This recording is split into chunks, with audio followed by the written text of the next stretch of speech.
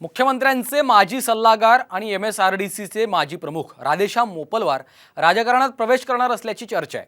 कालच मोपलवार यांची MSRDCच्या पदावरून गच्छंती झाली आणि आज मोपलवार भाजपमध्ये सामील होण्याची बातमी आली। पाहूयात याच संदर्भातला हा स्पेशल रिपोर्ट।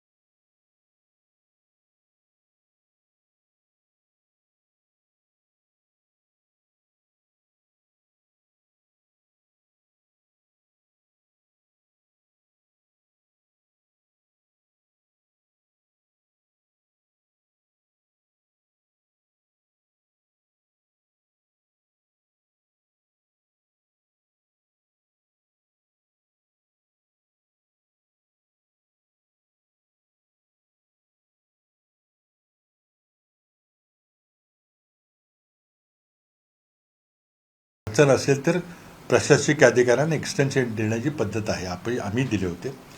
पण वर्षानुवर्ष त्याच पदावर त्या व्यक्तीला ठेवणं उचित नाही आहे। त्यातून ज्या कारणाकरता आपण 3-3 वर्षांनी बदला करतो किंवा ज्या कारणाकरता आपण बदल्यांचा कायदा राज्यामध्ये केलेला आहे, त्याचा उद्देश काय आहे की हितसंबंध निर्माण होतात, म्हणून त्या व्यक्तीला त्याच ठिकाणी एका पदावर ठेवू नये।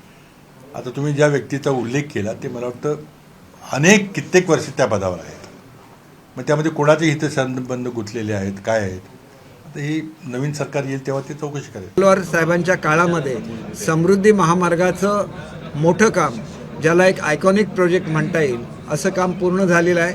ते एक एफिशियंट ऑफिसर आहेत, त्याच्यामुळे त्यांनी महाराष्ट्राची जी सेवा केलेली आहे त्याच्याबद्दल त्यांचं कौतुक आहे।